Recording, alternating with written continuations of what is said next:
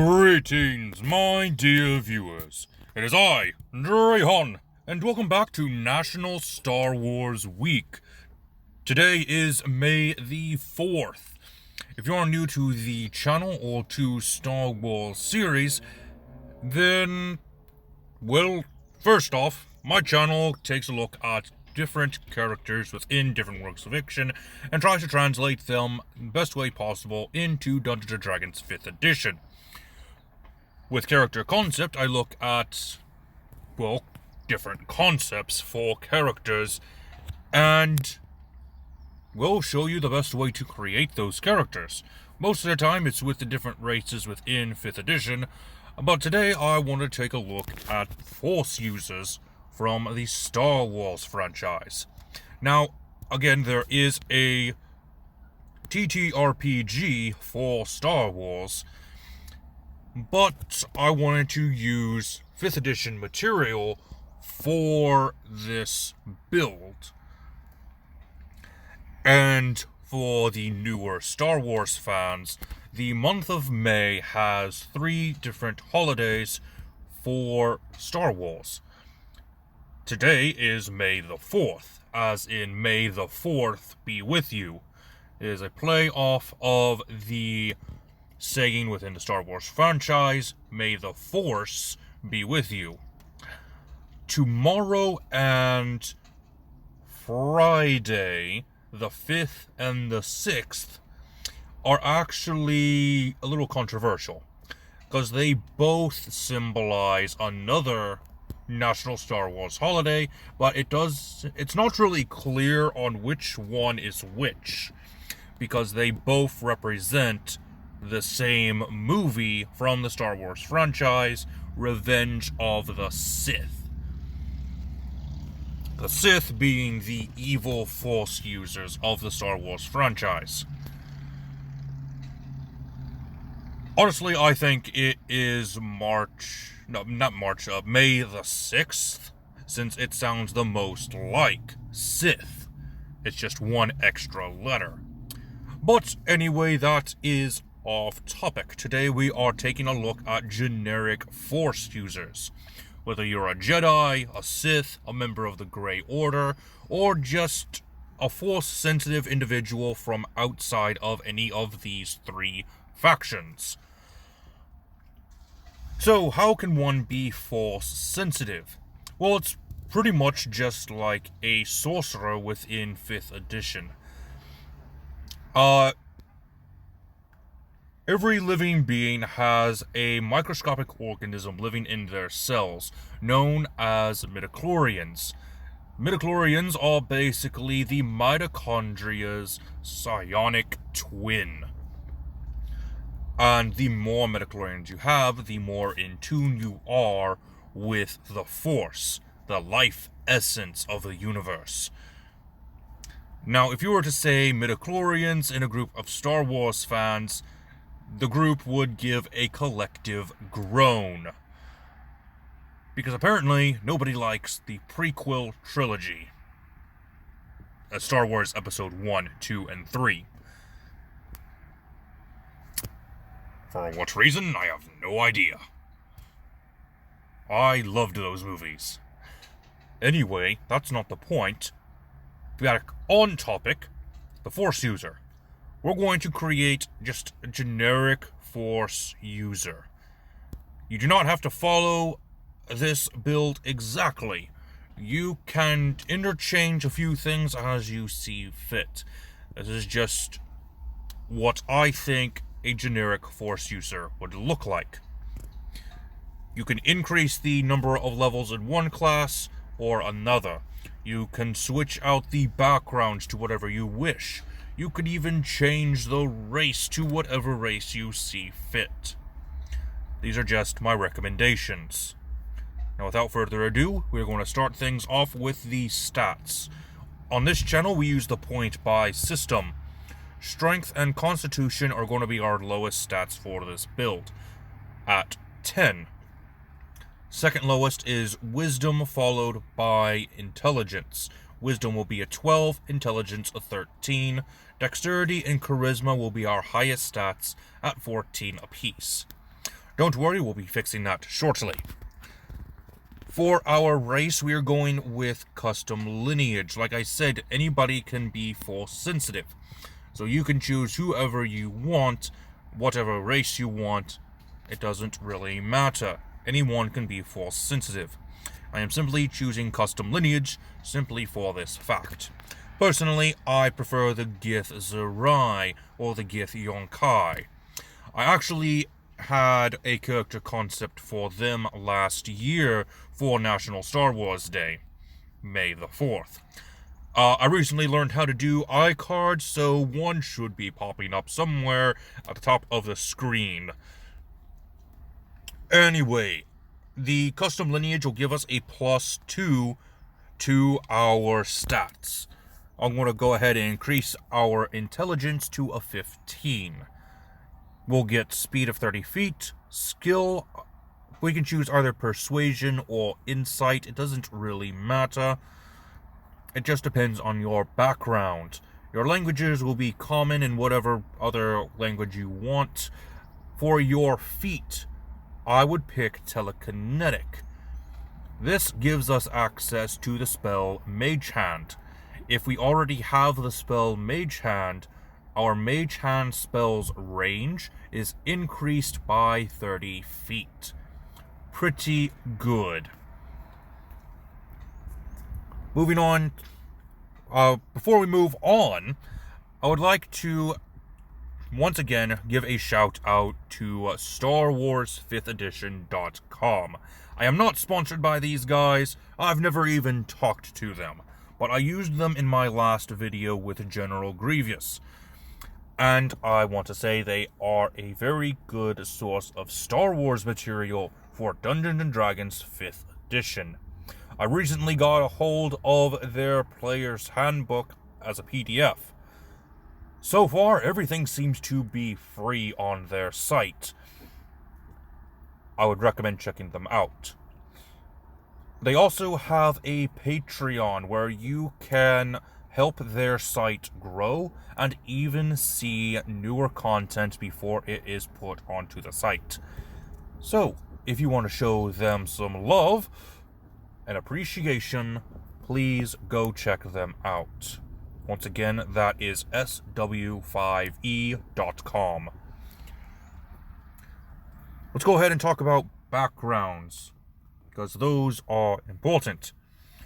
While Star Wars 5th Edition does have your Jedi and Sith backgrounds, there are other options within the 5th Edition core rules. Faction Agent would be 1, with skills being Insight and Intimidation. Knight of the Order, Persuasion and Religion would be good skills to grab. These are represented of the 3 factions within the Force user community. The Jedi, the so-called goodly aligned people that try to bring balance to the Force. The evil Sith, who want to destroy everything that the Jedi have created. And then you have the Grey Order, the balance in between the light and the dark. There is also the Strixhaven student, more specifically Silverquill. This will give us skills in Intimidation and Persuasion, and for your first level spell that you would get access to, thanks to this background, I would grab Silvery Barbs. It is the most Jedi mind trick spell, if there was ever a mind trick spell. Other than a few others which I will get into at the end of this video.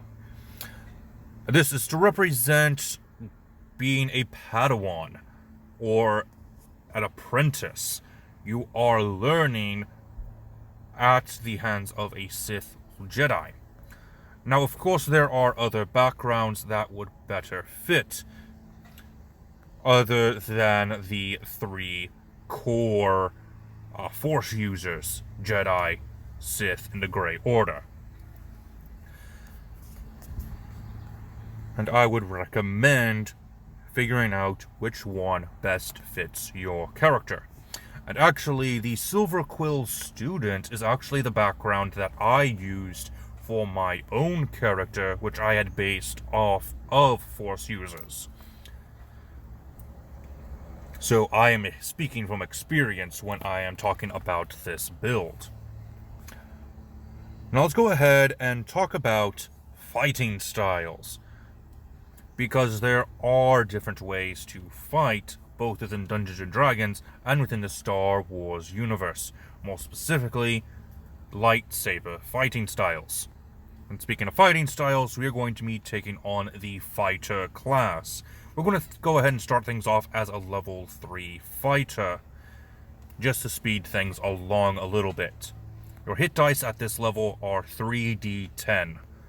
At first level, you'll have 10 hit points because you don't have a constitution modifier with this particular build. For your skills, grab acrobatics and athletics. Your fighting style, there are two that I recommend. The first one is an Unearthed Arcana fighting style, Tunnel Fighter. And the second is a part of the core rules, 2-weapon fighting, in case you want to fight similarly to General Grievous or Ashoka. Next is the feature Second Wind and Action Surge when you get to 2nd level. At 3rd level, you get a martial archetype. I would recommend the Psy Warrior, since it is in fact the Force user equivalent of Dungeons & Dragons fighters. You master the awakened psionic energy that lays inside you. Again, the midichlorians. You get psionic power, which uses a d6 currently. You get 3 abilities from psionic power: your protective field, psionic strike, and telekinetic movement. Mage Hand doesn't let you move creatures, but telekinetic movement sure can, so long as they're willing.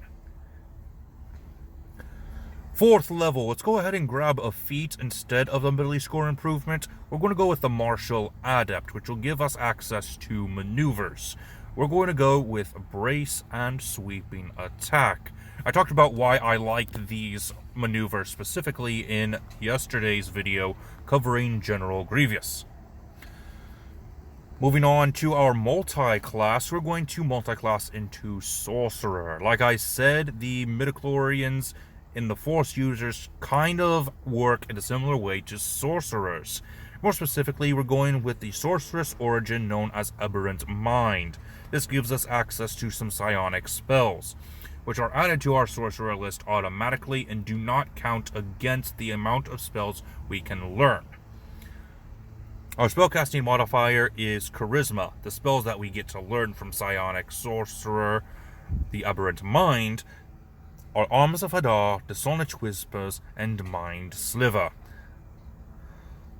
We also get Telepathic Speech, which is pretty good. 2nd level sorcerers get Fount of Magic, giving us access to our sorcery points. 3rd level, we get access to metamagic options. Go with Distant Spell and Transmuted Spell. For your psionic spells at 3rd level, we get Calm Emotions and Detect Thought. 2 more spells that are very Force-like in mechanics. And the final one we're going to do for Sorcerer is level 4, giving us an increase in our Dexterity score, which will become a 16 at this point. Now, like I said, your Force user might have more levels in Sorcerer than with Fighter, but for this build, we're taking more at the Fighter. 5th level fighters will get an extra attack. Level 6 will get an ability score improvement. Go ahead and increase your dexterity again, this time to an 18. Level 7 fighters, thanks to the Psy Warrior, get the Telekinetic Adept. You get Psy Powered Leap, which basically is the Jedi's Force Jump. You get a flying speed equal to twice your walking speed for until the end of your turn. So that's pretty darn useful. Just boom, you're there. You also get Telekinetic Thrust. This is your big O force push, which can now affect creatures that are not willing. Now, you won't be able to force choke anybody, but it's still pretty darn useful. The save DC for telekinetic thrust is 8 plus your proficiency bonus plus your intelligence modifier. Going to level 8 fighter, go ahead and increase your intelligence to an 18. Level 9 fighter gets Indomitable. Level 10 fighter gets Guarded Mind from the Psy Warrior.